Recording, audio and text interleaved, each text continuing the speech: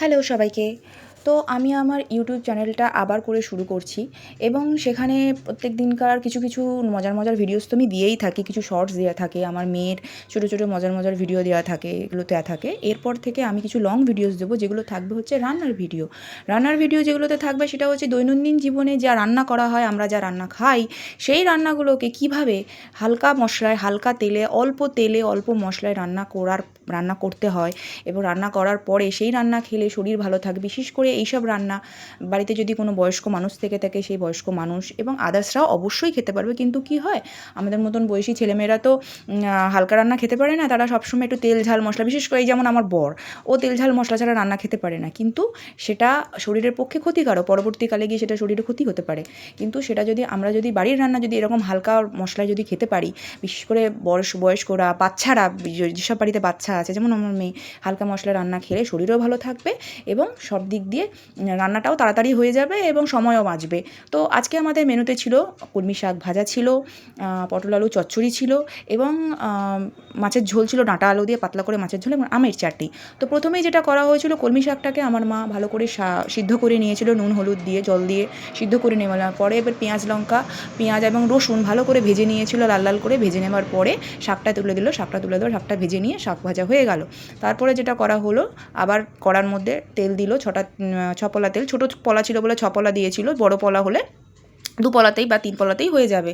তো মাছগুলো ভেজে নিল এবং সেই মাছ ভাজার তেলেতে পেঁয়াজ এবং কাঁচা লঙ্কা দিয়ে দিল। কাঁচা লঙ্কা যে যেমন ঝাল খাবে, কালো জিরেও দেওয়া হয়েছে, পেঁয়াজ এবং লঙ্কা। কাঁচা লঙ্কার ঝালটা কীরকম, যে যেমন যতটা বেশি পরিমাণ ঝাল খাবে সে তেমন ঝাল দেবে। এমন নয় যে ঝাল একেবারে গড়গড়া ঝাল খেতে হবে, এবং এখানে কোনো শুকনো লঙ্কা নেই, কোনো রকম লঙ্কার গুঁড়োও দেওয়া নেই, শুধু কাঁচা লঙ্কার ঝাল। এবার সে যে যেমন খাবে, যেহেতু এই লঙ্কাটার ঝালটা একটু কম, সেই জন্য 3-4টে দেওয়া হয়েছে, এই ঝাল একদমই নেই।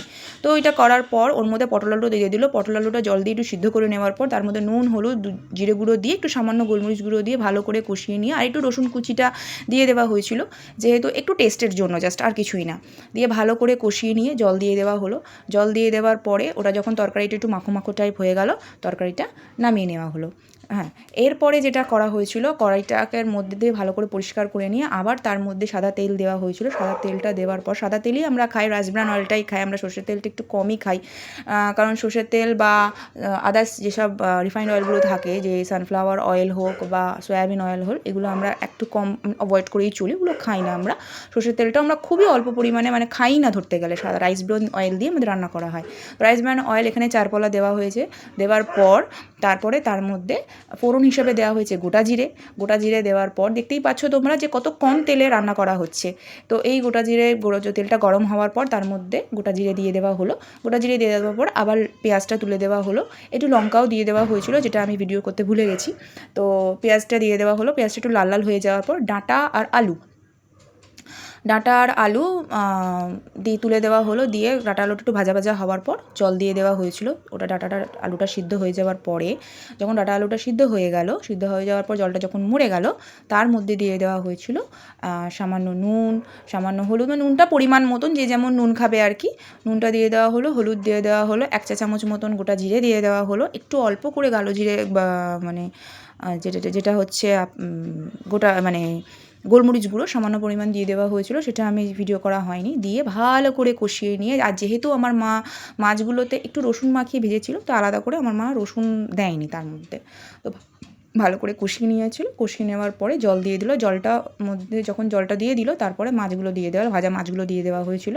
ভাজা মাছগুলো দেওয়ার পরে যখন মাছের ঝোলটা ফুটে গেল ভালো করে, এবং ঝোলটা নিজের মতন, ঝোলটা যে খুব বেশি খাবে, যে বেশি খাবে জলটা বেশি দেবে, যদি জল একটু মাখামুখো বা একটু অল্প ঝোল খাবে, তো অল্প ঝোলটা নিজের মতন মেরে নিতে হবে। নেওয়ার পর মাছের ঝোল তৈরি হয়ে গেল। মাছের ঝোলটা তৈরি হয়ে যাওয়ার পর হচ্ছে লাস্ট কাট ছিল চাটনি, আমের চাটনি।